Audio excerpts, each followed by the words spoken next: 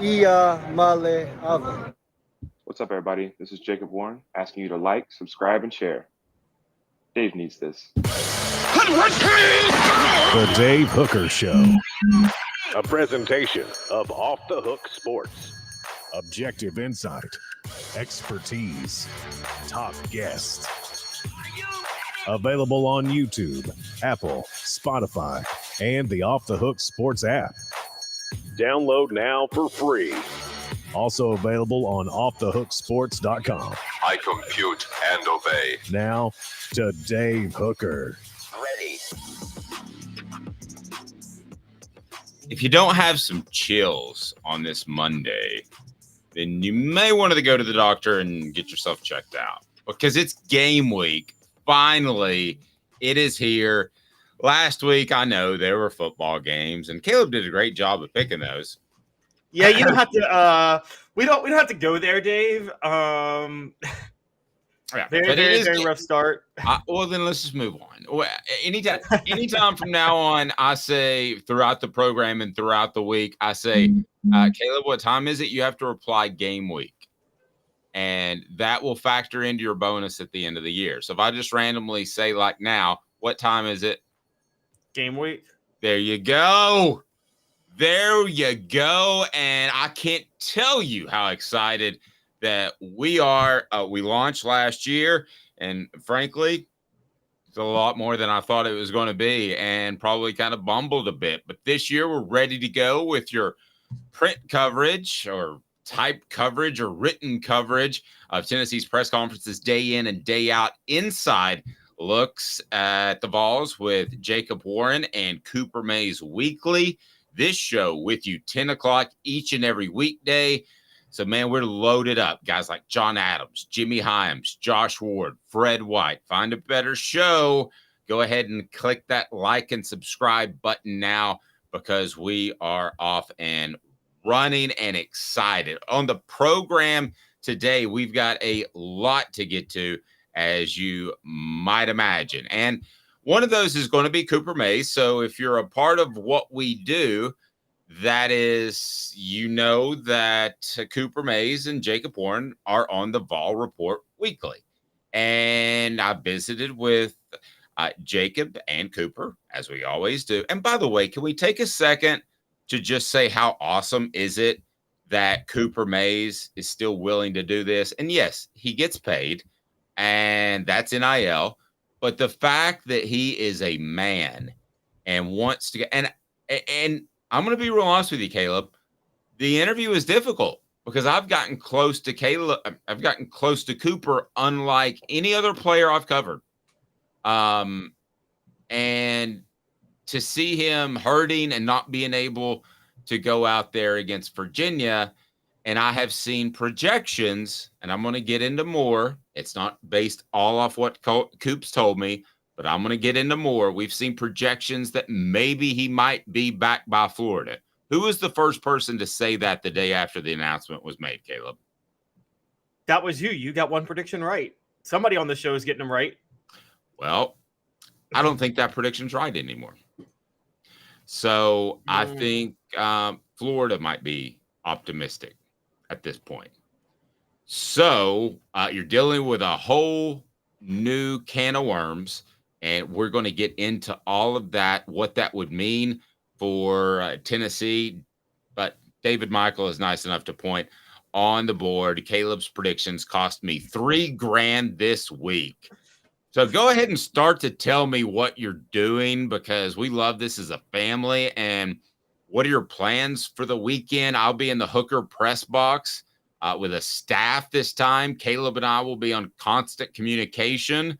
We'll have Caleb Giroux, probably have something from, I don't know, a guy named Jimmy Hyams, who's been the sports writer of the year in Tennessee 5 times. That's not easy to do. So you go ahead and tell us what you're doing this game week, as it is good times to be alive in East Tennessee. And I'll go ahead and tell you right now, this is why, with the exception of maybe Ohio and Michigan, people in the Big Ten don't wake up and get uber, Penn State maybe, but they've still got the Steelers, don't get uber excited. Every town, with the exception of Vanderbilt, does not have another team to root for. They've got a team that's been there for hundreds of years. But every other town in the SEC loves college football first and foremost, and that's what it's all about. And let's not forget, we get caught up in disagreements in NIL. We get caught up in disagreements of transfer portal and this and that. We talk about is somebody being a diva or not, and some of the dumb things that go on with the NCAA. And it's been a sport, Caleb, of arguments basically for over 100 years. Who should be the champion? Who should do this? And that's what it's based on, sort of. It's actually based off the product. The product is absolutely incredible. What they put on the field year in and year out, maybe not as pure as it was now that the players are getting paid, but I can tell you one thing, it's more pure than the universities reaping benefits from them and them not getting any of it from NIL money. So, Caleb, how are you, sir? You look fantastic, perky, ready to go. I'm great. I am great. I have mentally gotten over what I lost on Saturday, and I'm ready to make it all back this week. We'll have our predictions on Wednesday and Thursday. I'll give you my gambling picks. I'm going to make it all back, guys. Don't worry. You'll get rich listening to me. You got options. Okay, so let me ask you this. Can we start? I got locked out of a fantasy football league. Do we want to start like a fantasy football league or one of those eliminator things so we can figure out through the season who is the better at prognosticating picks? I think we should do that. I'm not going to beat you on the spread, dude. I mean, that's not a game. It's not going to be fun. And so I'm not going to get in the fight with Mike Tyson. I'm just not going to do that. Also, coming up on the program, the main goal of the Vols against UVA Virginia. We'll have a preview of them.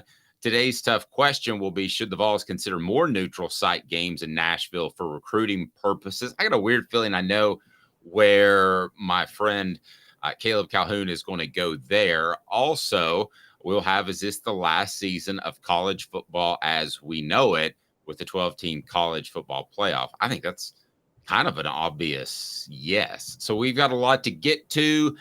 Let's begin with this. Why week 1, week 0, let's begin with this. Why week 0 results are news and encouraging for the Vols. And this will include the very latest on Cooper Mays. So that's why I threw that news in there, not just the games, but what I've been told over the weekend and what happened in various games all across the world. How that affects the Vols. Is it good or bad for them? Here we go. 4 Downs brought to you by Zen Sports.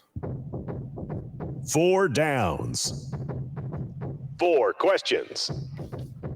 4 answers. The Dave Hooker Show. 4 Downs. A presentation of offthehooksports.com. Did I mention we'll have full coverage of the press conferences later today and throughout the week? And that and 4 Downs with some Coop news is brought to you by Zen Sports, the new sports book in Tennessee, revolutionizing the way you earn sports betting rewards. That means no more deposit bonuses that turn into deposit nightmares. On Zen Sports, what you see is what you get. And with their cash rewards program, you get a lot of cash. So 4 Downs is now, and the one, the only, the man will bring us in, Cooper Mays. Cooper Mays here. Hit like and subscribe. And Cooper, if you're watching, I'm sorry we couldn't connect yesterday. I had a big get together of my son. We're sending him off to college, and we had pounds of barbecue left over, and I was going to take it to him, and he was in treatment until I had to leave. So he doesn't know it yet unless he's watching right now, but I think I'm going to have my mom drop over a ton of barbecue. What do you think about that? You would appreciate that, Caleb? I think that'd be great. I think he'd love it. Are you a barbecue guy? Oh, you're Memphis. You're from Memphis. I'm a barbecue snob. I don't get barbecue outside of Shelby County. No, I hear you. Well, no, I love the Carolina mustard sauce. First time I covered a game in South Carolina, the sauce alone was like, this is different and good. You didn't even get the good Carolina mustard sauce, though. You got it in South Carolina. It's way better in North Carolina. Oh, well, I didn't know. Well, we got, you know what we got to do? We got to take this thing on the road more often. Mhm. Yeah. And the only barbecue 2024, baby. I do Memphis. 2024 road tour. I want my barbecue cooked Memphis style. I will, if I do sauce, I'm with you. The Carolina sauce I will do. The only other exception I'll do is I will do Texas barbecue because it's a different kind of barbecue because it's beef, but they actually will smoke it the way with the dry rub sometimes. So David says, I'm making homemade Chipotle chicken, having the family over. Everyone is dressing in Vols gear. Going to be a great day. If anybody would like to invite my family, since I can't go, I've got to cover the game, to a tailgate, feel free. I said that once on the radio, and the next guy called up and said, are you just asking for someone to feed your family for the day? And I said, basically, yes. And so if you want to do that, let us know. All right, we're in 4 downs right now. Coop, call them out, and it's brought to you by Zen Sports. Coop here. First down. First down for Coop. First down. Notre Dame win proves Alabama doesn't have a quarterback. Okay, how did you get to this point, Caleb Calhoun? That's first down. I saw Sam Hartman in this system. This is a relatively similar system. Notre Dame has an offensive coordinator who got demoted from his last job. So they should struggle more offensively this year. And Sam Hartman balled out and was very efficient. Similar to how similar to how Drew Pines was against Navy last year, and significantly better than Tyler Buckner was before Buckner got hurt. And so what that tells me is that Tyler Buckner throwing 3 touchdowns and 5 interceptions and completing 55% of his passes had nothing to do with the Notre Dame scheme or the Notre Dame talent around him. Had everything to do with him being a bad quarterback. And that's who Alabama's hitching its wagon to this year. Yep. And we're going to turn it back to the SEC.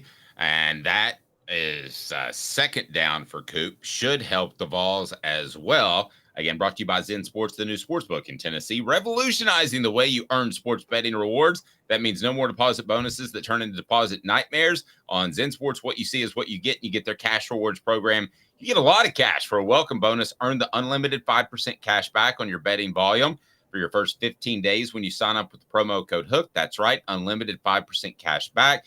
Keep betting and keep earning with up to 3% cash back on your betting volume every month after that, and refer friends to earn a percentage of their betting volume as cash rewards too. Zen Sports bringing the cash back to Tennessee. So if you bet big on sports, you want to be betting on Zen Sports. Zen Sports betting just got better. I mean, here's the thing you need to think about with Zen Sports. When you download that app, if you get 3% cash back, Caleb and I were talking over the weekend, you got to hit 52.8% of your games to cover the juice, the 10%. There you go. With your 3% cash back, you are good to go. So, what down are we on, Caleb? Second down. Yes. Did we play the sounder? Let's play it again. Cooper Mays here. Second down. All right. Vanderbilt's awful. Seems like we've said that maybe, 1 million times in our lives, Caleb. Yes, but worse than I thought. Because remember, Vanderbilt beat Hawaii last year 63-10. They finished last year beating Kentucky and Florida before losing to Tennessee. So you thought, okay, this is a significantly better team than 2021. Clark Lee should have them taking another step this year. They're getting Hawaii at home now. They should beat them by a lot more. They struggled to put them away. Now, I think that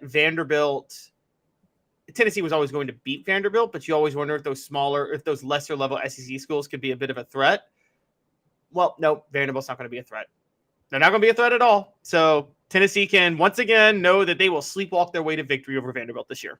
Well, and I think, too, that you're at that point where the talent differential is so different that, it used to be Tennessee could sleepwalk and still get a win against Vanderbilt because the talent was so much better. So unless there's a Jeremy Banks type of South Carolina issue, and I don't even think that would do it the week before the game, I think Vanderbilt's on Tennessee's radar of concern, which should be a new bit, shouldn't it? The radar of concern.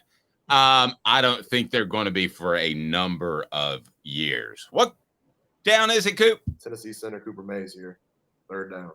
Josh Heupel is no Lincoln Riley in a good way. What do you mean, Caleb? Coop? So Caleb? I think a lot of the Calhoun? I think I think a lot of the Heupel concerns is he Lincoln Riley East, which is to say they have a similar style of offense, but they just don't even care about defense whatsoever. I think that's put to bed.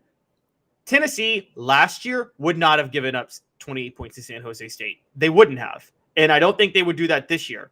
And what you're seeing is, yes, does Tennessee have some weaknesses on defense? Yes. Are they going to give up more points than usual because of the tempo they run and teams coming back? Yes. But largely their issues on defense right now is just a personnel thing because of what Heupel inherited when he took over. And it has Lincoln Riley, on the other hand, just flat out does not care about defense. And that's very, very, very clear. And I don't think Josh Heupel is anywhere in the same stratosphere as Riley on that. I think he does care about defense. He lets Tim Banks run the show, but I think he wants to make sure that his defense is up to snuff. Lincoln Riley has the philosophy of, I got a Heisman winning quarterback. If you score, I'll just make sure he scores in response. Yeah, so I think we need to take a second to look at what Josh Heupel is doing defensively. He is getting players there, but he's also utilizing a defense as is vertical and is going to create turnovers. So that complements his offense of getting a big lead. You'll see more of the 4 and 6 minute drives as Tennessee has the lead than you have before to give the defense a rest. We started to see that at the end of last year, but I don't know specifically what TCU's plan is or USC guys that run high tempo offenses, or you want to say Oklahoma. What's their defensive plan to offset that? Because you can't play traditional defense and build a program with that style of offense. You've got to do a little bit something different. And I think that that's exactly what Josh Heupel has done with Tim Banks. So I know the news that you want to hear about. 4th down, Coop. All SEC center Cooper Mays here. 4th down. Okay, so this is a weird journalism arrangement that we have with NIL and Coop, and I do, and I'm going to respect the process if they don't want injuries out. So I want to tell you, this is not just based off talking to Cooper Mays. And by the way, his video, which you need to watch, and you can read a lot into that, is on our YouTube channel now. I think about 1,500 views already. And I don't know that Florida is really doable. And I think that Cooper Mays is a guy that Tennessee is going to miss for perhaps more than 2 weeks. If you made me bet right now, I don't think he's back for the Florida game. Caleb, that would be a big blow. So let's get into right now Cooper Mays and what his absence may mean, because he's not playing against Virginia. He's not going to play against Austin Peay. I'm not sure he's going to play against Florida. How big of an absence is that, Caleb? Because if you don't play in those games, and Cooper is as in shape as anybody out there, if you don't play in those games, you're not going to be in game shape. So what does it take you to get back in game shape, especially when they're not being pushed as hard in game week practice? This could be something that we talked about. 2 weeks is what Josh Heupel said. Well, that was last Thursday, and Coop's not back. This could be something that creates a half a season or a season-long problem. Your thoughts on how significant that could be? No, it's very significant. I don't care what they say in the press conferences. I don't believe that Ollie Lane is capable of stepping in at center and replacing what Cooper Mays brought to the table. I just don't. And I like Ollie Lane a lot. I think he's a fundamentals, intangibles, reliable, great guy. But he can't do what Cooper Mays can do. And also moving him over leaves a massive gap for Tennessee at left guard, because the thing about Ollie Lane is he was a utility player that you hoped you could just kind of plug in where you needed. You didn't want that to be at center.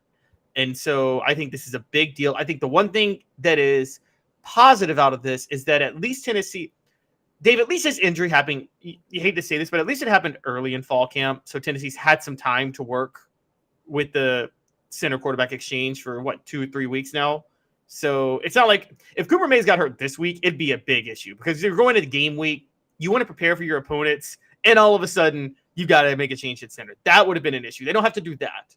So I think fall camp is, because as you know, you've covered practices.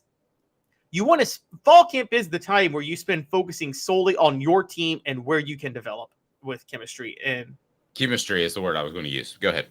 yeah, exactly. And so because this happened early, I think the one saving grace for Tennessee is that they were able to develop Ollie Lane more than when 2 years ago when I think Cooper got hurt in the middle of the season, and that caused some real issues. I completely agree. I think the offensive line is going to be okay as a whole unless Ollie Lane just really drops the ball. The guy that dropped the ball from a development standpoint is Addison Nichols. I was told by multiple people his toughness, his tenaciousness is just not great. There have been times where he's gotten beat by very lower level players, talking about borderline walk-on type players or guys that just should never be beating him, because physically he's not Darnell Wright, but he's probably the most physically gifted guy on the offensive line currently, and he hasn't come up. So he's the guy that's dropped the ball. But did Tennessee drop the ball? Because this is not a twisted ankle, and I think it's been widely reported that it's a hernia. I've known several people that have gone through hernias. Josh Ward can tell us more about hernias on Thursday. But that's something that seems like you could have addressed in June or July. I don't think you just crop up and have a hernia that puts you on the operating table. I believe that Josh Heupel has had one big misstep in his career at Tennessee. And this is an optimistic week. I'm not trying to bring anybody down, but can we all agree that playing Joe Milton ahead of Hendon Hooker was a mistake? You agree with that, right, Caleb? A huge mistake. Okay. If Cooper Mays is out an extended period of time, then that's got to be on Josh Heupel. This is not an injury where you turned an ankle. This was a hernia that cropped up over time, perhaps triple hernia, and you should have addressed it in July. Instead of him going to SEC Media Days and he didn't get to go because they wanted Joe Milton to go and they didn't want to put up a red flag by not sending the starting quarterback, they absolutely should have addressed this injury beforehand and had him more ready for, if not the beginning of fall camp, then throughout fall camp. Everybody makes mistakes. I'm not here to blast Josh Heupel, but this was a gamble to see if he'd be ready to go through the season. And like Caleb did over the weekend, the Vols crapped out. Do you think it was out of desperation because he knew how limited he was at center? Do you think he was just hoping, please, let's not it be a hernia, and maybe telling himself that it's not one because of how devastating it would be for Tennessee? If it was like, do you think he would have had the same philosophy with, for instance, Squirrel White, knowing that Dante Thornton is behind him? Would he have hit it? Is that what you're asking me? Would it? Because some athletes do. I don't. No. Would Josh Heupel have addressed it? Do you think Josh Heupel would have addressed it more thoroughly in June with somebody like Squirrel White because he knows he has more depth at receiver, as opposed to Cooper Mays, where he was a little desperate to make sure Cooper Mays could play? Perhaps, or he was pushed to continue practicing and playing in the summer when he thought something was wrong, and they told him everything would be fine. Here's the thing for Cooper Mays, as a backstory, for those of you that don't know, I worked with his dad, Kevin Mays. That's how old I am. So Kevin Mays, I can't remember the year, I believe it was 92, is wrapping up a pro day drill. And according to all scouts of reporters I've talked to that covered that pro day, he was going to be a first-round pick. He was projected to the Dallas Cowboys, as a matter of fact. And, man, wouldn't it be awesome to be a part of that group they had in the early 90s that won 3 Super Bowls? He would have been in the middle of that. So that was the plan. And a guy comes up to him and says, hey, can you help me run through this drill? A younger guy. Well, he then suffered one of those bad injuries, like the knee injury that will tear an artery, so you lose part of the muscle mass in your leg. This is not an ACL that you can repair nowadays and put together. And back then, ACLs were never the same. Ask Chuck Webb. But that was an injury that completely erased his career. The moment it happened, he had no pro career. So Cooper Mays is going to go in this, and he is not going to go in to any game, which he said on the Vol report brought to you by Campbell, Cunningham, Taylor, and Hahn, which he said this. I know I'm going to be 100% when I go back. Because remember his sophomore year, what happened? It was one injury after another. This now gives him the label heading into the NFL, even if he's healthy for Florida, and I don't believe he will be. This gives him the label of injury prone. Having another season marred by injury does that. There's no two ways about it. And Tennessee, I believe, wanted him to play. I thought he could get through it. I also think that Cooper Mays wanted to play because he is a combatant. He's a competitor. He's a guy you want on your side. And I think that he probably wanted to get out there as much as anybody. But at the end, whether it's Coop or it's the medical staff or it's Josh Heupel's decision, given a 50-50 on an injury case, which does happen, this didn't work out. This did not work out. He's not ready for the opener, and it certainly didn't work out if he's not ready by Florida. But I was told by somebody within Tennessee's program, few weeks. Few weeks. That doesn't sound like 2. That sounds more like 4 to 6 to me. The person didn't want to be specific, but said few weeks. Almost to the point where he wasn't dismissing Cooper, but he was dismissing Cooper for the near future.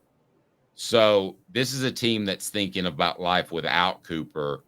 I'm guessing I'm predicting, I'm giving you inside knowledge, that's at least a month. So let's say they get through September unscathed. So then what does October bring you? Caleb, I'm sure you have the schedule in front of me and know it by heart. I don't know if I know it by heart, but isn't it Texas A&M, South Carolina, Alabama? Is it Kentucky? I mean, just the gauntlet. The gauntlet is October, as it always is with Tennessee. Well, that's not when you want to be getting back to game shape. That's not. And then you have to make decisions over whether or not to put him out there. Now, you're wrong. I'm sorry. Texas A&M is when you want to be getting back to game shape. I mean, I'm sorry. They're going to be so bad this year that you're going to want to get back into game shape against Texas A&M because they're just going to – guys, I'm telling you, Texas A&M is going to be awful. It is the perfect type of game to test some things out because they are going to be a bad team this year.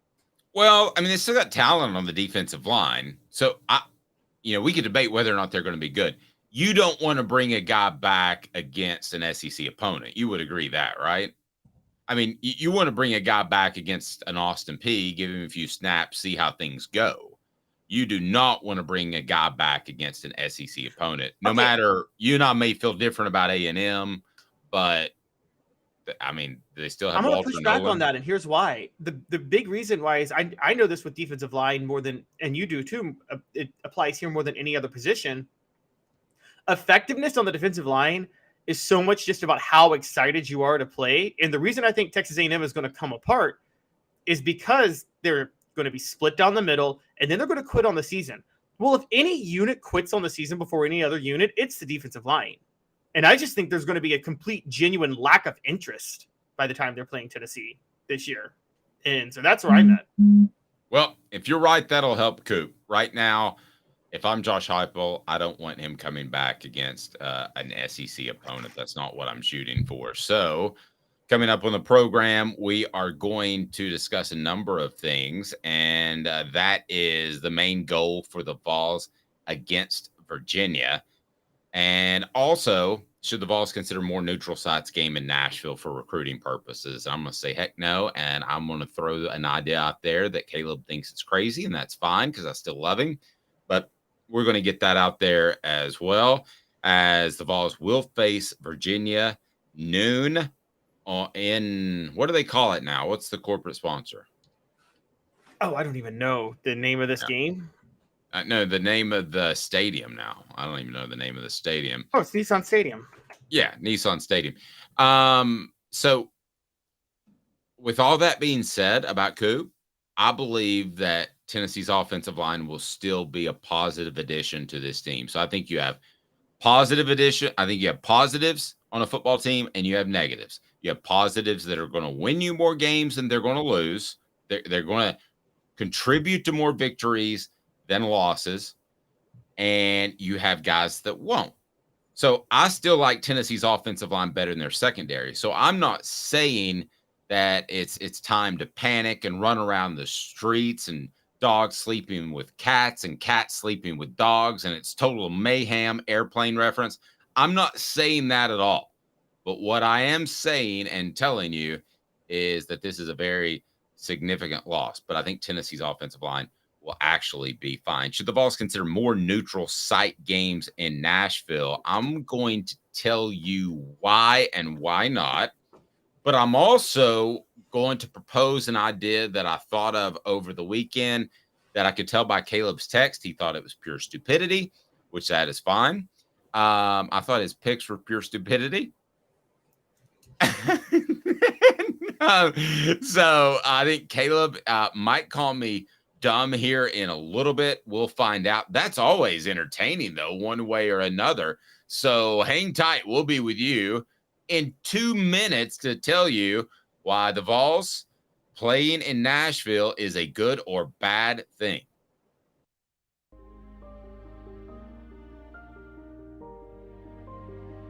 Our family has been creating one-of-a-kind pieces of jewelry in West Knoxville since 1986. Each piece is a combination of unique processes that bring your idea to life. Every day in our shop, a truly special item with a story all its own is being manufactured in our facility, bringing the history and family sentiment into a whole new generation of life.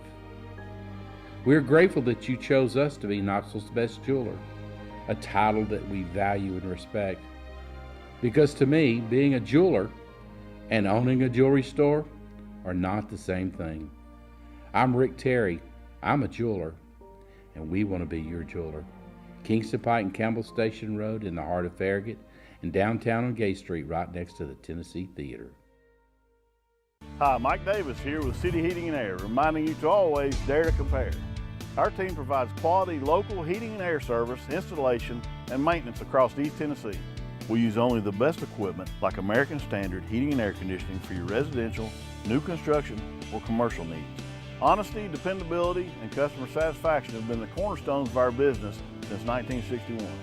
City Heat and Air. Dare to compare. These mountains hold and defend a spirit far better than moonshine. A drink that holds flavor, that becomes necessity. A hard cider made and relished by folk who are as hearty as they are legend.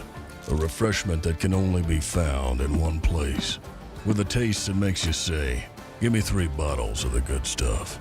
Tennessee Cider Company, where necessity can be found. What's up, everybody? This is Jacob Warren, asking you to like, subscribe, and share. Dave needs this. You're listening to The Dave Hooker Show, a presentation of OffTheHookSports.com. The internet is full of pictures of each and every one of you. Available on YouTube, Apple, Spotify, and the Off the Hook Sports app. Download now for free. Is there nothing you people can't do? Also available on OffTheHookSports.com. Travis says, I love it when we break things down on a scale of 1 to 10, because sometimes I think every show has hosts that are kind of saying the same thing and feel the same way, but they say it in different ways. And at the end of the day, you say scale of 1 to 10 concern, and they both say like 7 or 8. This happened to us on some topic, Caleb, last week, where we sounded like we were way different. At the end, we were pretty close.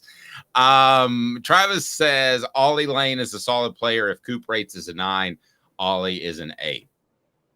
I'm going to disagree with that. I think Coop would rank as a 9.5 if you're an all-SEC preseason center, and Ollie would rank down around a 6.5, and he may be a 7.5 after I see him in Virginia. but given the fact that he is not as physically gifted as most of the other offensive linemen out there, I am not going to go that far that it's just a slight fall off. But again, I think the offensive line as a whole will be very good. Check out the conversation with Coop about his injury How about status. you Gen Xers stop using 1 to 10 as ratings? Madden has been using 0 to 100 now ever since the start of the 21st century. How about y'all join the 21st century? 0 to 100, not 0 to 10. Okay. Tecmo Bowl, brother. Tecmo Bowl. So I'm a Tecmo Bowl man, so I'm sticking with 1 to 10. Quick history on this. The history on 1 to 10? There's a video of Bear Bryant basically inventing Madden ratings in 1979. And he basically told his players, he said, let's say on a scale of 100, 80 is about the best you can play. You might be lining up against somebody who the 85 is the best they can play, but because of your preparation, you play 85 that day, and the other guy hasn't prepared so hard, so he plays 75. I'm like, Bear's out here inventing Madden ratings 30 years before it's a thing. I always thought it was interesting how that game was delayed 6 years because he refused to allow it to be 8-on-8 football, but that would have been dramatically easier for the development of the game to have 8-on-8 instead of 11-on-11. And say, nope, I won't do it. Travis says our new listeners are so smart, and yes, they are. And I know you may have other things that you listen to in your routine, but if you want to know some real insight, this is the program to listen to, and I would stack that up with anyone. All right, so with Caleb Calhoun, I am Dave Hooker, and we're going to get to the main goal of Tennessee versus Virginia. What is the main goal for the Vols against the Cavs, who I still expect to show up in shorts and a basketball jersey, because I still continually think of them as a basketball school, because they basically are.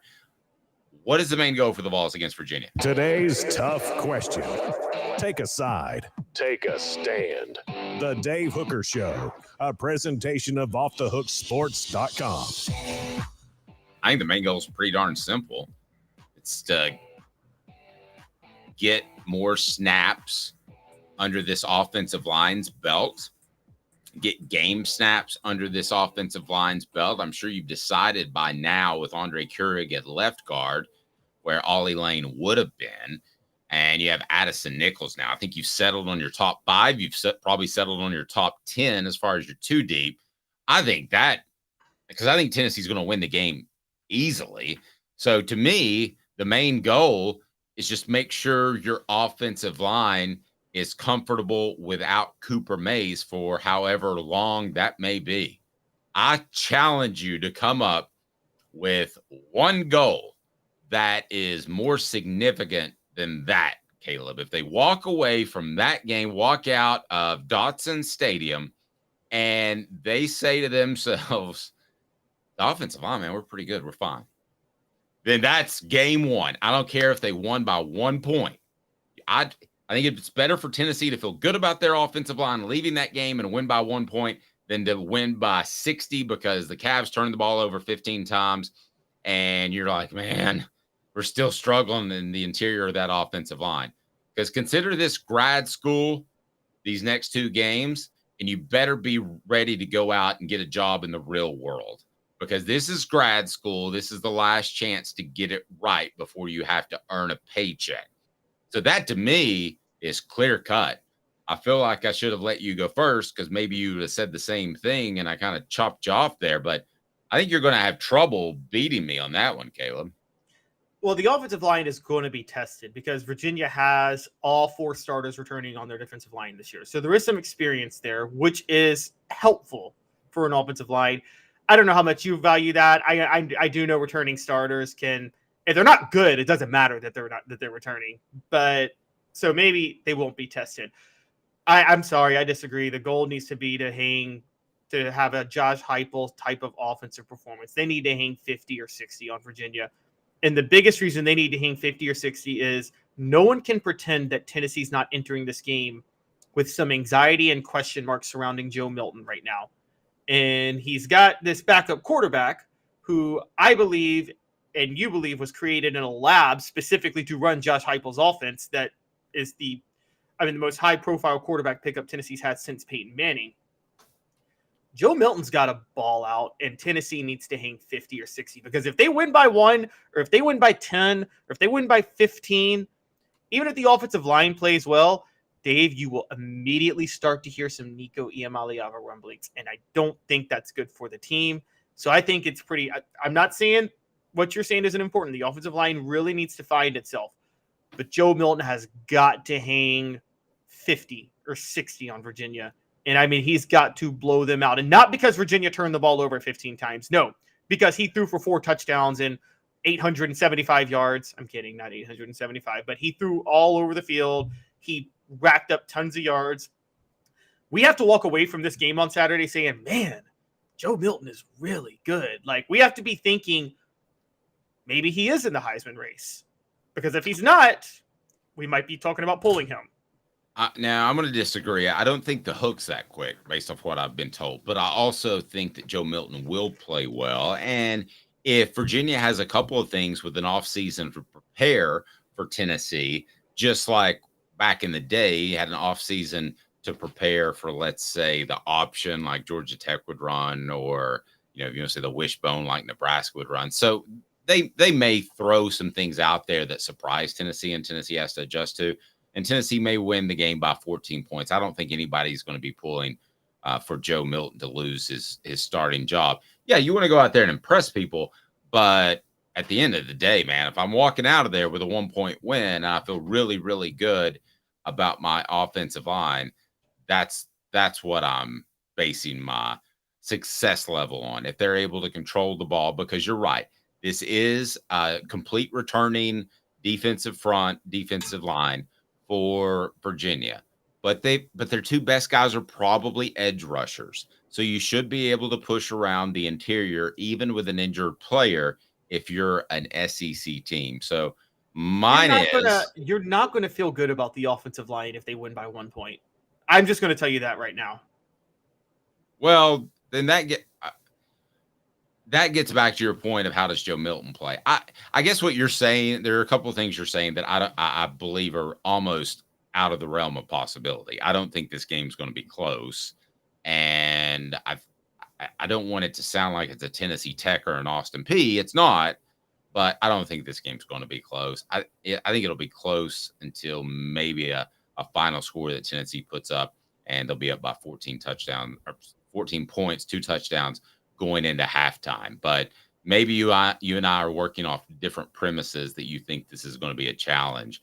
I don't think this is going to be a significant challenge for the Vols. So that's today's tough question. And now it's time for what the H? What the? What was he thinking? Release the hounds. The Dave Hooker Show. Keep cool. A presentation of offthehooksports.com. So I stole this, what the H, and it's about should the Vols consider more neutral site games in Nashville for recruiting. So I stole what the H from Norm Macdonald's one season run on the sports show, if you remember that, and it was fantastic, but that didn't work out. Norm's tough to deal with. But did you know the movie Rounders? Have you seen Rounders? No, but I know of the movie. Great gambling movie. One guy has a serious problem gambling, and I found out over the weekend that that character was loosely based on Norm Macdonald. How wild is that? Norm Macdonald, when he gave up gambling, he actually took $60,000 he just won in Atlantic City and threw it into the ocean as a cathartic way to give up gambling. So we don't expect you to do that. And with Zen Sports, you will be making money back. But should the Vols consider more neutral site games in Nashville for recruiting purposes? I know where you are on this, Caleb, so please tell me about those awesome Nashville recruits that have come in and dominated the SEC in college football. It's not just, okay, I guess I wasn't as clear as when I brought it up. It's not just should they consider it in Nashville. I was saying they should consider neutral site locations in different spots, like do one in Nashville, do one in Memphis, do one in Atlanta, different stadiums across the South where you try to have a decent recruiting hotbed. Heck, what about one at like Legion Field in Birmingham? You know, Alabama fans would love that one. And so I'm just saying, and they don't have to be like officially sanctioned home games. But I would say, for recruiting purposes, wouldn't it be a good idea to try to play a game in Nashville, Memphis, Atlanta, Birmingham, maybe even somewhere in Florida every few years to try to help with recruiting? I think Tennessee should consider that on a regular. Well, they have done that with a couple of different neutral site games, but like Bristol does nothing. Bristol does absolutely nothing for you recruiting. It was a gimmick. They shouldn't have done it. Yeah, it was a gimmick. It was a money-making thing, but they've done these neutral site games and they've scheduled home and homes to help in recruiting. But Caleb, I don't think that Tennessee really needs to do that anymore. And I think you put yourself in a position where if you schedule a Virginia, let's say 4 years out, and they hire the next Steve Spurrier, then you put yourself in a position to get beat. And neutral site games, I've had it. I don't like them in general. I don't like them in football stadiums. So no, I don't think they should do that at all. I don't think neutral site games have really any advantage inherent with them just because they're a neutral site game in a place that you want to recruit. So no, I don't think that's necessary. So here's my idea, and here's why it's awesome. How many service academies play football, Caleb? This is how it's scheduled on conference. Division 1, it's 3. Okay, and those are who? Air Force, Army, and Navy. Air Force, Army, and Navy. Here's what you do. You come out and you say, most people don't know that the University of Tennessee is retired for numbers because of men that were lost in World War II, men that's families for generations were never changed. So whether it's really from the heart or you are just doing this because it's a good PR move, you say you're playing the service academies, you're playing 2 of them every year, and you agree to do a home and away with one. That would get big time coverage, big PR coverage. Caleb's looking at me like I'm crazy, and I get that. But you do a home and away. Maybe it's just one service academy a year, and you do a home and away. Again, Caleb's looking at me like I'm crazy. But that way, the service academy, thank you very much to those out there. I know there's a lot for your service. You give the service academies a shout out, the money that helps keep their program relevant, and you look fantastic from a PR standpoint, Caleb. I mean, fantastic. That's what I'm doing, hands down. That's the best idea ever made. Tell me why it's not. That is the worst, most asinine thing you have said since I've been doing this show with you over the past year. It is a terrible idea. And I'm sorry. I'm going to come off as the anti-patriot here. And it's not that I don't respect the service academies, but playing service academies does nothing for you. The home and home? Oh, wow. I get to go to Colorado to play Air Force, so I can really recruit that base in Colorado, guys. I don't care about recruiting anymore. I think the recruiting world has gotten so small with social media. Everybody knows you anyway. Well, wait, there's a bigger factor here. The service academies run the triple option. It is so hard to defend for that. And guys, go back in history. 2006, Tennessee beats the brakes off Cal to open the year. The next week they play Air Force. And the struggles of playing Air Force and defending that triple option is the reason that Inky Johnson suffered a career-ending injury in that game, and Justin Harrell suffered a season-ending injury. If those two play, Tennessee might be competing for the national title that year.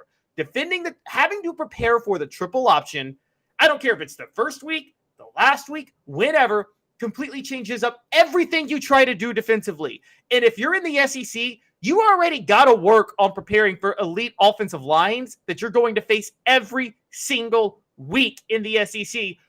And then on top of that, you have to add preparing for a triple option team before all of that. It's a terrible idea. Dave, you would be responsible for 5 Tennessee starters suffering season-ending injuries in the opener every year if you did this. Well, it would be a great PR move. You would at least agree with that. Defending yes, the but it wouldn't be triple a option, football move. defending the triple option is not easy, but at the end of the day, Tennessee could slip up against a triple option team, as some teams have done, but it's not going to happen a lot because the talent level is so different. You could slip up against a triple option team. These teams are also not going to be considered quality wins ever in the college football playoff. But after this year, that doesn't matter anymore. You've got a 12-team college football playoff, so you're going to make it in. I think I love the idea. I thought about it over the weekend. Nobody cares about who Notre Dame is playing in Dublin, Ireland, unless it's a service academy. And I think Tennessee could get that sort of good buzz, good vibe off of playing the service academies. And I would love to see it. Yes, that was. And they could lose their 5 best defensive players for the year, which would happen every single year. You would get 2 season-ending injuries at a minimum every single year because they are not prepared to defend that triple option. It is I don't know how cut blocks are allowed. Chop blocking has been banned since the 1980s. I think cut blocks should be banned too. They're so dangerous. Well, let's make sure everybody knows the difference. So a chop block is when you're engaged with an offensive lineman and somebody takes out your legs. A cut block is when somebody just takes out your legs as a way to block you, which is legal. Right, exactly. And if you notice, that's why defensive lines facing the triple option that don't prepare for it regularly, they line purposely like 2 yards off the line of scrimmage because they don't want to give the offensive line a chance to hit them low on the block. It is so dangerous.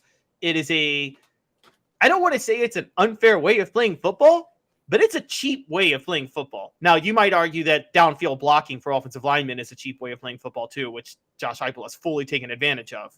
But that does not open up risk for injuries the way the triple option does. I think it is a very, very, very, very dangerous way of playing football, the triple option. I've never been a fan of it, and I definitely don't think you should be opening up to schedule to defend the triple option on a weekly basis. By the way, Tennessee a couple years ago, I don't know if you know this, they had Army on the schedule.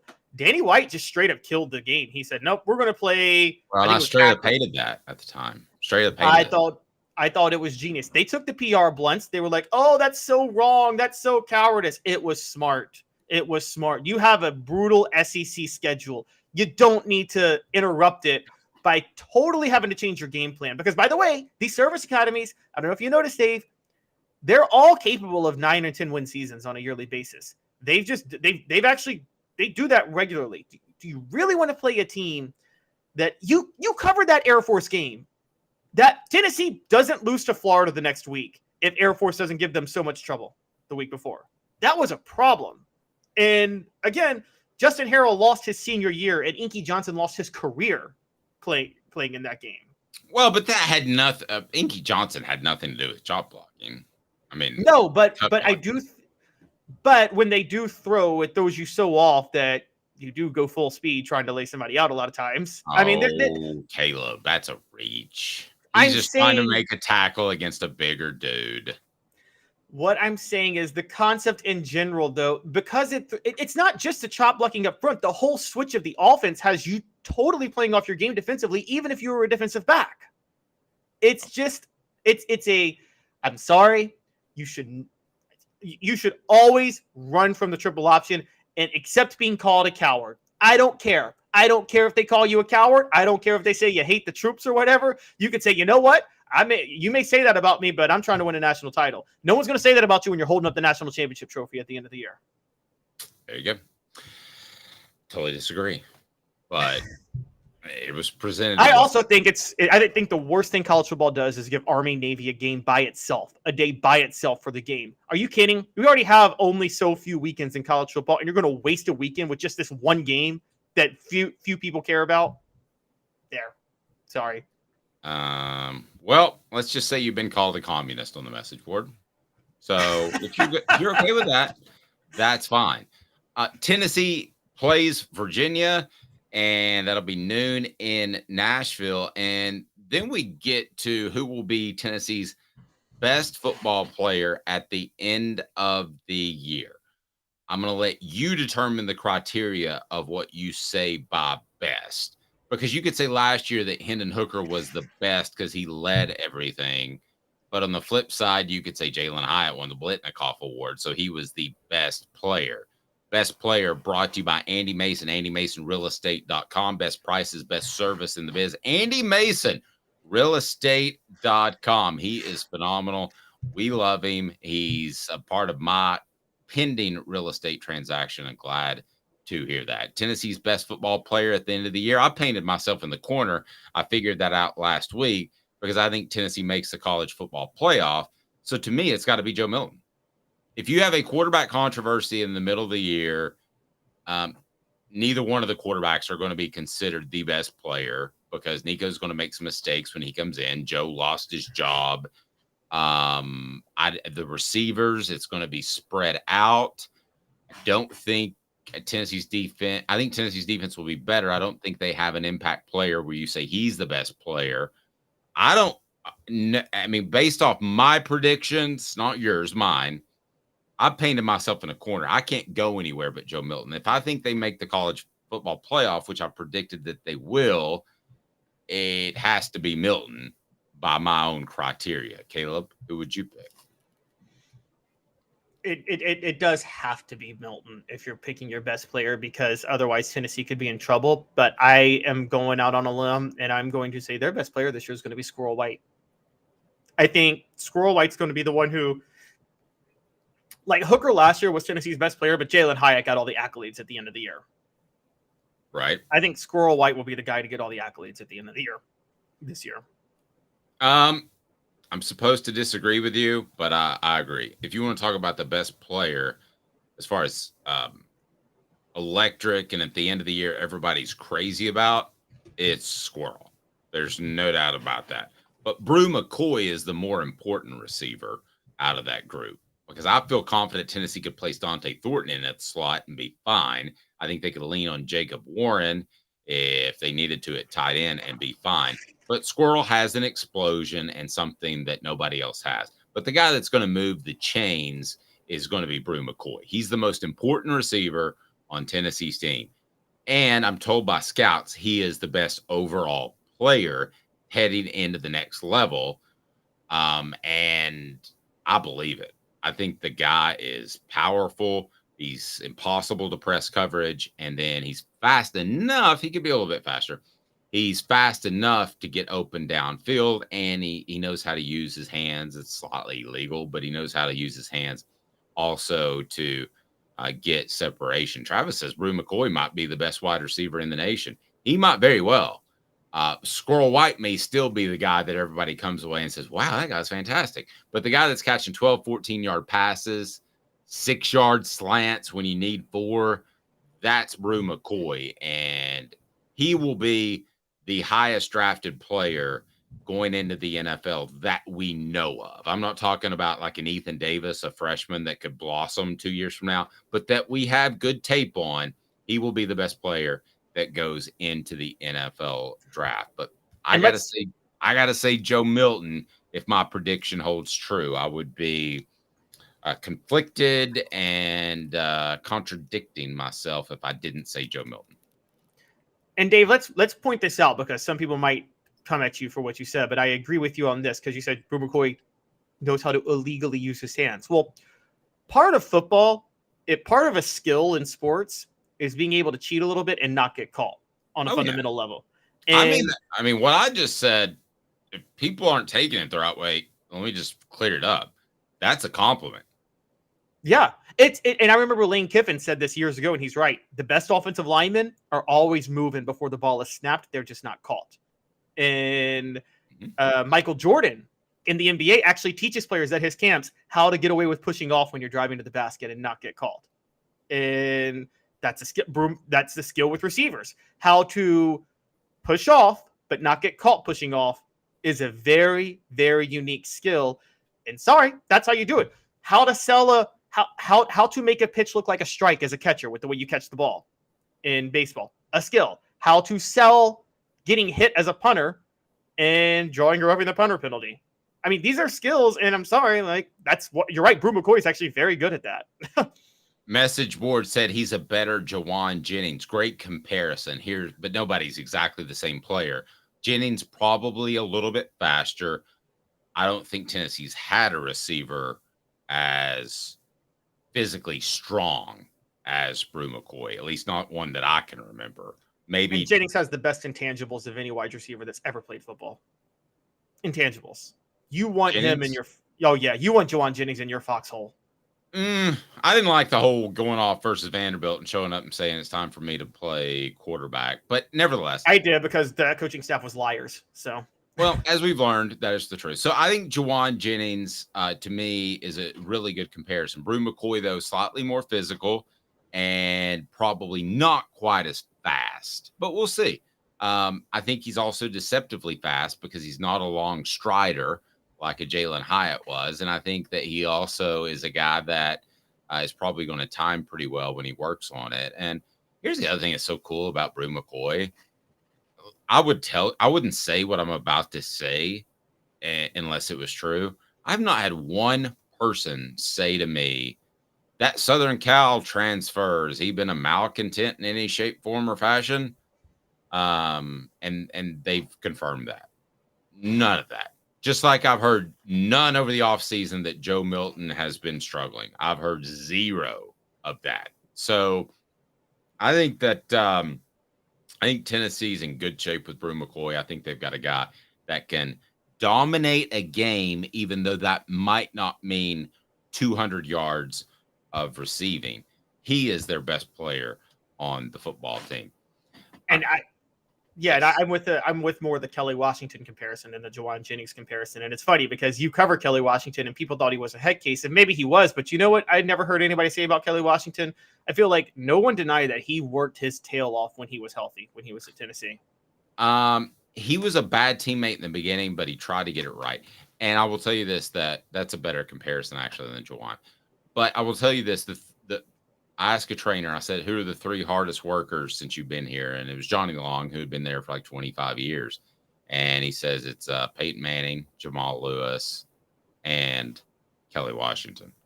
And there were about 3 guys that were cancers on that program, and he was there. And he was not one, and he wasn't even close to that as of the LSU game. Remember, he went around and patted every offensive lineman on the head after the offensive lineman didn't like his celebrations and stuff. He came on too strong. He knew that, but he was selling his brand. Nowadays, if he did that and he was on the cover of ESPN, the magazine, as the future, and they held a Photoshop for him, I think everybody'd say, good job marketing yourself. But back then, it seemed like a little much. Kelly Washington and Casey Clausen are by far, not even close, the 2 most misunderstood balls that I've ever covered. I mean, if you don't want Casey Clausen to walk into your program, you better be Southern California, a guy that just won the Heisman Trophy. Because other than that, every program would be bettered by a Casey Clausen stepping in, even though he's not a great runner and is never going to be. And I hear he's not the Iceman anymore. He's more like the bald man. He's losing his hair. He shaved it. He shaved it. It may have been thinning just a little bit when I covered it. Do you think now, particularly that, do you think maybe Arian Foster's in that list of misunderstood Foster? Or do you think he brought on, he earned a lot of the hate that he got from fans? Not misunderstood at all. That's him. Yeah, I mean, well, also remember, I'll give you a couple of examples. Making the media wait 45 minutes just to talk to him, and it was by design because he'd already had a shower and he was just sitting in the locker room to make him wait because he thought it was funny. Coming out with the pro football is fake. I mean, all of this stuff. He's a weird bird that you hand the ball to. But ultimately, when did he start showing up around Tennessee? 04, 05, right around then? Nope. I'm talking about after his playing days. Oh, he didn't come back until like last year, I think, or something like that. Yep. So at least Kelly Washington, you knew what you got. You got a mercenary. But Arian Foster is all kinds of messed up in the head. And I say that knowing that he wants to fight me, and he's called a radio station before and challenged me to a fist fight, and I passed. And that's why I'm still with you here today. I may be opinionated, but Caleb, I'm not stupid. How Tennessee will be affected with the college football playoff, and is this the last year of college football playoff as we know it? I don't think that's too strong of a statement at all. 90 seconds with Caleb. I'm Dave, Off the Hook Sports.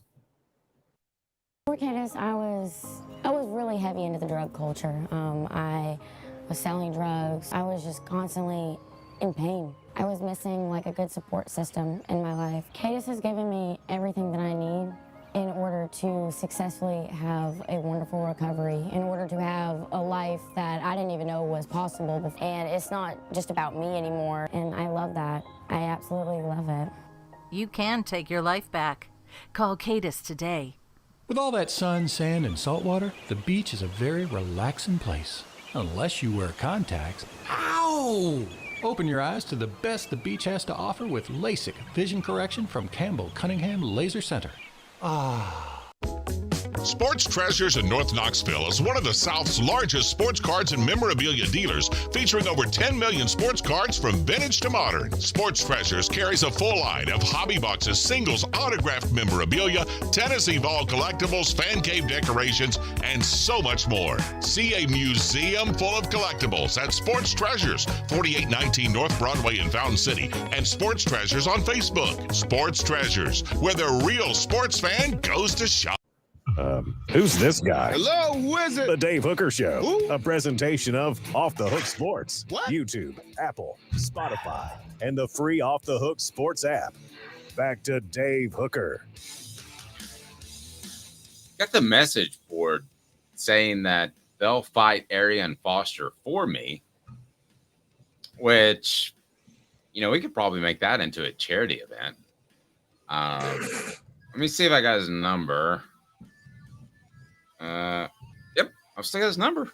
That's what you want to do. Really? We could probably set that up. I don't know, but that was the first time that anybody called me, and I was like, "Hey, Arian, you want to be on the show?" And he goes, "I do," and I had no idea which direction he was going. And he got on the air and he immediately wanted to fight me. And I was doing the show with Terry Fair, the former All-American cornerback who was a talk show host with me for a year and a little bit more. And he said, he stepped up. I'll give him this. He said, "Arian, Dave hasn't said anything about you." That's the thing about talk radio and talk heads and streaming shows, is that sometimes we'll refer something to somebody says on the message board, or we're getting set up to take some callers too. If you think that's a good idea, let me know in the message board. Would you like to verbally be a part of the program? But oftentimes, Caleb, you will find that stuff that either I say or somebody else says will be attributed to you, and they will call you and they'd say, "Why do you think Tennessee's an 8-win season, 8-win team this season?" It's going to happen.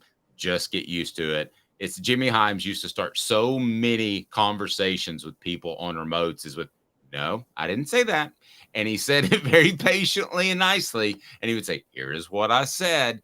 And Jimmy's the guy that remembers everything he said from like 1993.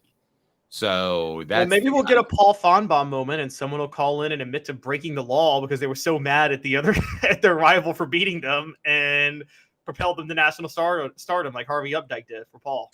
Do you realize for a second, Caleb, what we have going on here? John Adams, the best columnist in the SEC. It's him or Mike Bianchi at the Orlando Sentinel, from what I read regularly.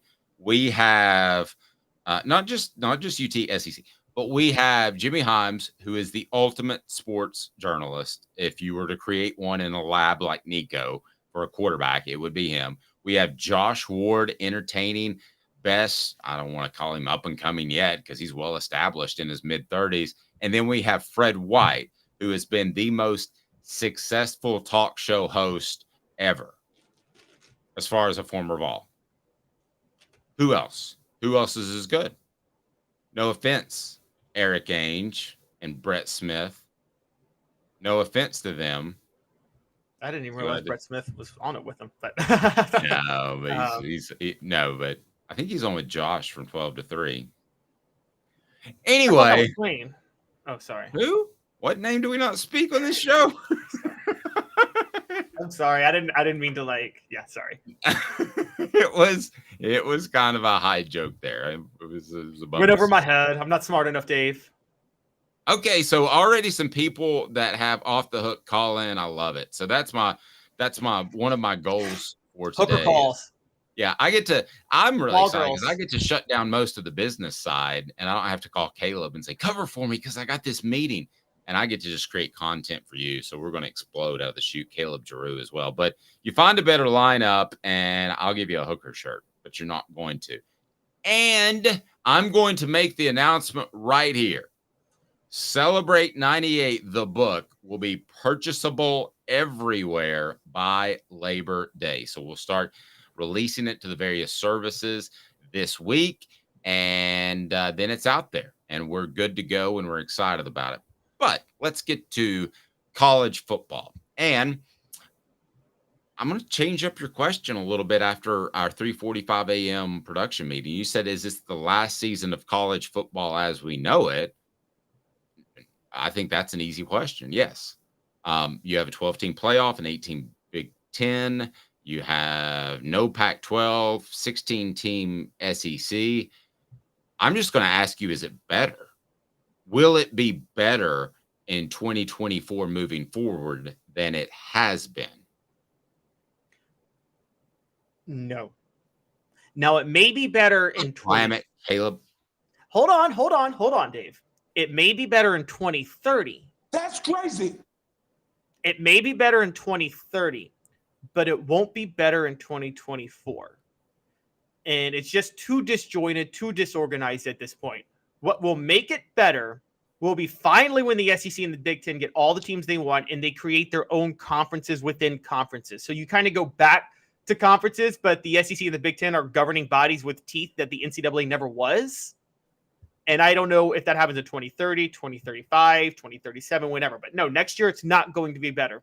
Nationalizing college football is so short-sighted, and I keep insisting this. If you make it closer to the NFL model, well then, Dave, I'll just watch the NFL. Why would most fans would just watch the NFL at that point? College football's selling point is that it's something uniquely different from the NFL. And so the more you make it like the NFL, the less you make it uniquely entertaining. And I'm telling you, that's going to happen. The reason college basketball is selling, you don't see college basketball do the NBA playoffs, do you? Imagine if March Madness was like, let's do the NBA playoff model where we have a best of 5, a best of 7, a best of 7. People would be like, that's terrible. That's awful. And what makes March Madness unique is the whole upset city, whatever. And also, by the way, it's also what makes the rest of the college basketball season complete trash because nobody cares for the 3 months that the regular season is going on. Okay, but let me stop you there for a second. That's not going to be the case with the 12-team playoff because buys and home games are in the bidding. So nobody's going to say, oh, just play Vanderbilt, rest your starters. That's never going to happen in college football. And I believe that people that are football fans through and through, that don't just show up because it's a cool tailgate at Neyland or Nissan Stadium, are going to be football fans of both. When they were both very good in the early 2000s, there were hundreds, because I used to cover Titans games, there were hundreds of cars I would see going back and forth to Nashville, to Knoxville, both ways. They cared way more about one than the other, though, Dave, and you know it. No, well, and I think that's going to be UT.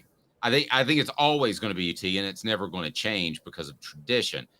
Nashville is a very transient town, kind of like Atlanta is now. Their fan base is fickle. Yes, they want to see the Titans do well, but they might be Bears fans because they moved in from Chicago. But I can tell you, talking to programming guys in that area, when Tennessee won and took over, it completely changed the way they programmed their station, and they had record numbers. They went from covering Tennessee 20% of the time to more like 50 or 60% of the time. So not worried about that whatsoever. The only thing they could have done that would have screwed everything up is not found a way to make the regular season important all the way through. They found a way to do that. We are constantly, you and I specifically, but media criticize a lot, do we not? Mm-hmm. I think the 12-team playoff is masterful with the buys and the home games. I think it keeps you playing hard until the end of the year. So I think what they did is great. I think it's going to be phenomenal. I think being able to lose a game and still early in the season and still being talked about being part of a 12-team playoff is going to create even more chatter than back in the days where if Tennessee or Florida lost, they were pretty much out of the running for the SEC East, the SEC, and the national championship. I think it's going to change things tremendously. I think you'll see better football being played because of that, of guys knowing that they can still get in the playoff and they're not just playing for a meaningless bowl game. Let's face it, South Carolina was the exception to the rule last year, weren't they? I mean, they were pretty much in the tank, and what did they do? They beat two very good teams, two top 10 teams in Tennessee and Clemson. But how often does that happen? I mean, that's an aberration. Teams throw in the towel when they know they're going to a bowl game. I love everything about it. I think it's going to make it better. I've long been a proponent of this, and I'm incredibly excited. So coming from one, and I hear you out there, Rocky Top Tom, the regular season does matter. Playoffs will not kill the regular season importance. I think what they have done is absolutely made the sport better. And I cannot wait for the excitement next year when we're talking about what 12 teams should make the playoff. The only hole in their whole argument is that you're going to have a lot of 12 versus 5s and 11s versus 6s because the first 4 teams get a bye. The way they're seeded, you're going to have a lot of blowouts. Just like you do now. Let's say LSU was the 5th team that got in. So look up for me on AP who was the top 12 team to finish the year. You don't even have to go regular season. I think it'll prove my point. But so you're going to have a very, very good team at 5, and there's going to be a significant drop off to 12. There will be some upsets. We saw that with Cincinnati. Cincinnati can get in there and do some stuff, but it's not going to be consistent. So who was 12 last year to end the entire season? Oh, to end, I looked up to end the regular season, but 12 to end the regular season was Washington at 10-2. Well, it was 5. Alabama at 10-2. Okay. Alabama's going to destroy Washington. It's going to be in Tuscaloosa. Washington's going to go home neutered. The Huskies will be neutered, and that's the end of that. So those are going to happen for a while. But what if those teams start getting better and you have more very good teams instead of just 1 or 2 great teams? But, okay, look, if it was 12 and you had 128 teams in college football all competing for 12, I could listen a little more. But it's going to render it irrelevant because we know, as it should be, all the wild card spots are going to be reserved for the SEC and the Big Ten. So there's going to be less pressure. There's never going to be, I'm sorry, the greatest moment in college football history to me, and Dave, you can disagree with me. I think the greatest moment in the history of the sport was the 2013 Iron Bowl, Alabama-Auburn. The Auburn kick 6. That there was not a moment in the history of the sport that tops that moment. You watch that kick 6, and I didn't even. Vern Lundquist, to his credit, was interviewed about it. He said, "We didn't even comment for 2 minutes after the game. We just let the spectacle of the sport take care of itself because it was the greatest spectacle anybody ever saw, and it encapsulated the greatest of college football of what we loved." That kick 6 is totally irrelevant. Tom, I love you, brother, but teams aren't going to try to lose the last game of the regular season to avoid a conference championship game. That still means a lot. There's still a lot on the line. Nobody. And you can't, in the game of football, you can't say, let's drop it down a notch. All you can do is pull your starters, which they do in the NFL on occasion, but I don't think that's going to be the case in college football. I think college football is about to explode at a whole other level. Look, there's a way to do a 12-team playoff, by the way, Dave, the way you're talking, and make it good. You know, you make it good. You have 8 16-team conferences, and all 8 conference champs get an automatic bid, and then 4 wild cards. Then every game still matters, and there's stuff to play for at the end of the year. But the way they're doing it right now, one, it's not going to be the top 6 conference champions. It's probably going to end up being the top 2 conference champions because it's going to be just the SEC and the Big Ten. So then it renders every Saturday even less relevant because at least if you're playing for a conference title, well, even now, one loss can knock you out of your conference championship race. And so I'm just saying that, look, minor league baseball, I'll just give you an example. Minor league baseball is completely irrelevant as a sport now. Wasn't 70 years ago, but national television made it an irrelevant sport. Why? Because minor league baseball has the same format as Major League Baseball. And people were like, well, why don't I just watch Major League Baseball then? Well, now, I think we're talking about 2 different things. I mean, I understand that the elite athletes are going to be at the NFL level, but there's still enough nostalgia and enough kinsmanship to your team that's going to carry over that. And I don't believe for us. What about people that are born after this, though? For us, yes, but what 50 years down the road when we're all dead and gone, or hopefully 70 years, whatever? What's it going to be then? The kids that are born today are not going to develop the same affinity for college football that we developed. By the way, Bob Barker dying at 99 years old almost made it. That was a shame. Almost went over $1. Just hit right under the dollar. Yeah, and it was, somebody actually picked that he would be 96 years old, and then the next person said, "I'll go 97." You know how they go one up. Oh yeah. So nice. He did get me through a lot of sick days, so I hate that Bob Barker passed away, and he was so good in Happy Gilmore. And why don't you shut the hell up? And he was. By the way, the whole appeal of Happy Gilmore, the golfer, if that was a real movie, the appeal would have died the minute he got beat up by Bob Barker. Because the whole thing was he's this blue-collar, rough and tough hockey player in golf. The minute you get beat up by Bob Barker, you don't have that appeal anymore. Bob Barker was a Gold Gloves champion in the military. Oh, I know that, but Happy Gilmore's whole appeal was that he was a fighter. I mean, he killed an alligator in the movie. Yeah, but it was a pretty good story. I mean, that's a pretty good bit. You gotta give him that. Okay, so moving on. Week 1 has one game featuring top 25 teams. What can college football do to fix this in the future? A college football playoff where 12 teams can get in, and then you can schedule tougher opponents throughout the year because you know that you don't have to be in the top 2 or 4. It's already been done. I'll let you say what you want to about this topic, but I think I just took that puppy and laid it to rest. Nighty-night to my dog, Roo. We named Foo after the Foo Fighters because our family had a great event there, but we've now changed it to Roo because he bounces like the kangaroo. Here's how you do it. You take. By the way, great job of handling that non sequitur that I just threw at you.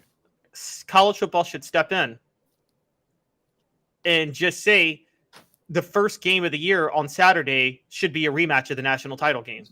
Every single year. The first game should be a rematch of the national title. I know that's Georgia TCU this year. I get it. But most of the time, it's not going to be Georgia TCU, right, Dave? That's not going to be a thing.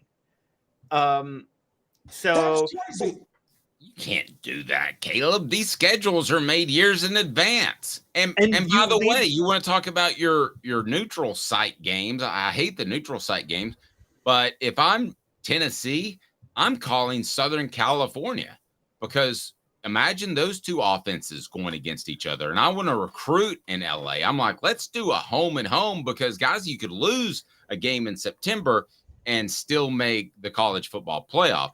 Virginia is about the dumbest opponent that you could schedule because I don't blame Tennessee for Virginia.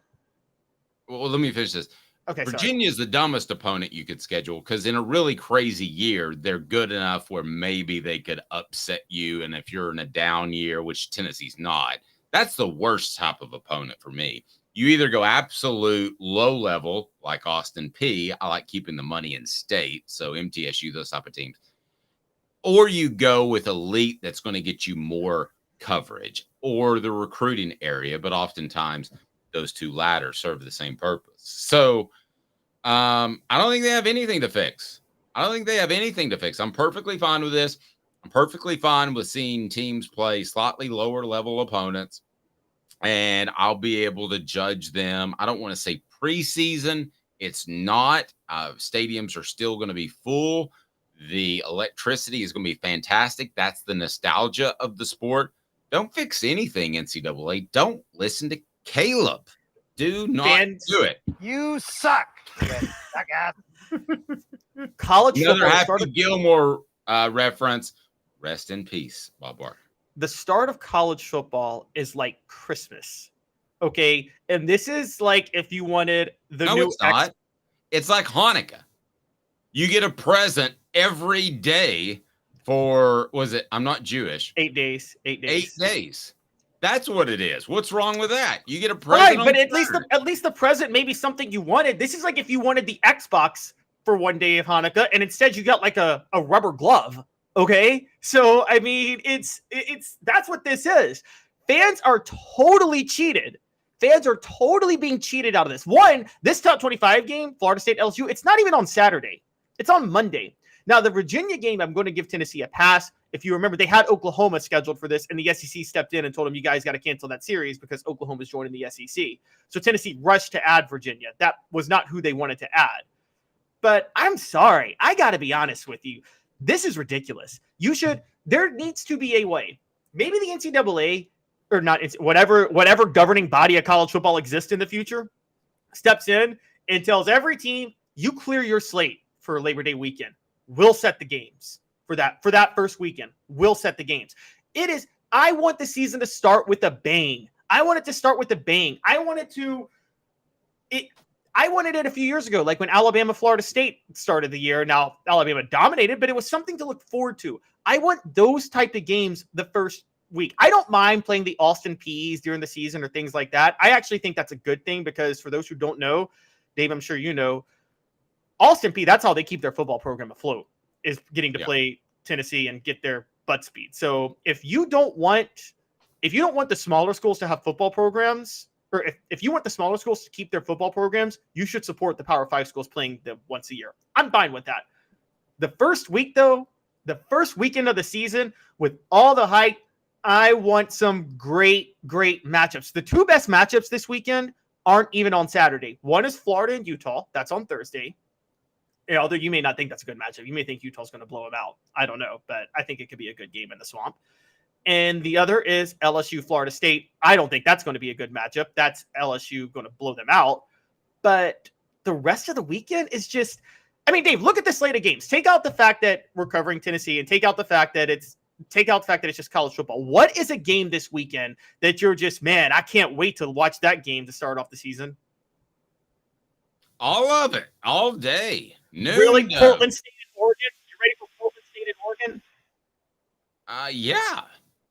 I mean, that's the thing about college football is it's not like the NFL. It can change so much. So, in the NFL, you have a Ben Roethlisberger that's around for like 80 years.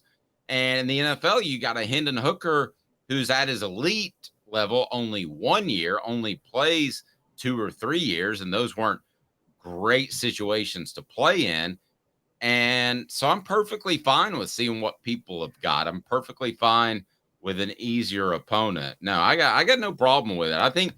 I need 3 top 25 games. I don't think you would see the ratings change significantly if there were 3 top 25 matchups in week 1 as opposed to 1. I don't think it would change that much. I think it's an exciting slate in the first round, not as nearly as sexy as it's going to be in the coming weeks, but I'm down with it. And Travis says, just no service academies, right? Commie. He called you a commie. So I'm, as of the message board, I'm a libertarian last week, which I'm still not 100% sure what that is. And you're a communist.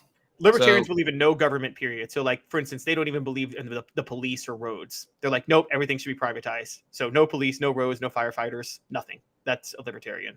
I don't know that I'm that far. So that's why I don't like to be labeled, and that's why I don't share my politics. But I'm sorry, you're just wrong on this in every way. The first weekend should have at least 3 top 25 games. Three. That's all, on Saturday. On Saturday. 1 at noon, 1 at 3:30, 1 at 7. Now, all those other fun games, fine, mix them in, but I want 3 games that are just fun to look forward to. I don't hate that, but I don't have a problem with it not being there. So, yeah, it's always kind of been that way in college football. I think it's Tennessee playing Syracuse to open 1998. That was beautiful. 2 top 20 teams. But nobody knew Syracuse was going to be that good. If you go back that far, they were making those schedules 8-10 years in advance. Donovan McNabb was like 10. Yeah, but Syracuse was still a top 20 team when the two faced off that year. And I mean, that made we act like these top 25 games hurt. It helped Tennessee. It clearly helped Tennessee. So I just look, I'm sorry. I'm totally for this. I think Georgia Clemson 2 years ago, that was beautiful when they played each other. 2 top 5 teams, 2 top 10 teams. I want a couple of those every year. Well, you got Alabama and Miami one year, and Alabama just trounced them. I got no problem with it. I mean, if you want to do your noon 3:37, I think that's a pretty good idea. But you're scheduling these games years in advance, and to hope that you get 2 teams at the top of their game based off personnel and based off the way they've been trending is being very, very hopeful to me. Nobody even tried with these. What? Nobody even tried with these, though. Nobody even tried, and that's my issue. It would be one thing if, but again, why should you when you're trying to make a 4-team playoff? Now, if you can make a 12-team playoff, Danny White, instead of putting aisles of cereal in Thompson Bowling Arena, should be much more concerned about scheduling some marquee opponents. Do it yourself. Go out and do it yourself. If the guy that's mowing your lawn doesn't do a good enough job of it, go do it yourself. But here's Caleb telling me that the NCAA needs to get involved in scheduling. Good Lord, Caleb, everything else they touch, they screw up. The NCAA's problem is they never were an effective governing body because the power was taken away from them in the 1980s. But yes, I would have loved the NCAA to get involved in scheduling. Schedule a couple of big games a year. I'd love it. Terrible idea. But I would like to see an SEC Big Ten matchup.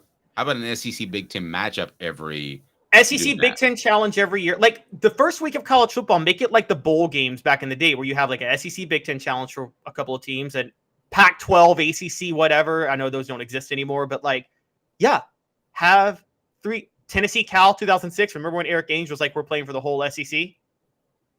That. Make college football start off like that. That's on Danny White, not the NCAA. The NCAA comes monkeying around in your business, and suddenly there are problems. He's Caleb Calhoun. I'm Dave Hooker with you weekdays, 10 a.m. live on YouTube. Wherever you stream, it's there as well.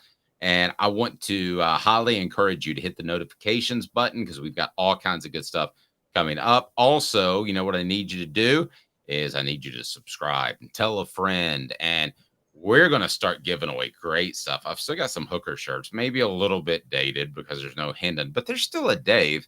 And also going to have the opportunity to give away some Celebrate 98 books. It's Celebrate 98, the untold stories behind Tennessee's 1998 national championship run. And I hope you enjoy it. Caleb, for goodness sake, he's like, you better enjoy it because I filled in for Dave a lot when that guy's been working on that dad blame book. But Caleb, you get a free copy. How about that? Sounds good to me. Are you a quick reader? Yeah, I can read pretty quickly. I'm a quicker writer than I am a reader. I will say that. I'm a much quicker writer. I am too. I think within 5 years, I will have written more books than I've read. That's my goal. Wow. A lot of okay. No, it's not a lot of books. Yeah, I couldn't do that.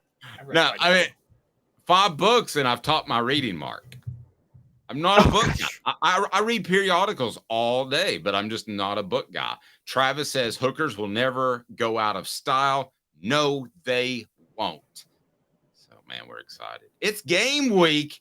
He's Caleb Calhoun. I'm Dave Hooker. Hit that notifications button on subscribe and like. And don't forget, we're with you live at 10 a.m., and it is going to be an absolutely fantastic football season. John Adams of the Knoxville News Sentinel will join us in his regular spot on a Tuesday. For Caleb, Dave,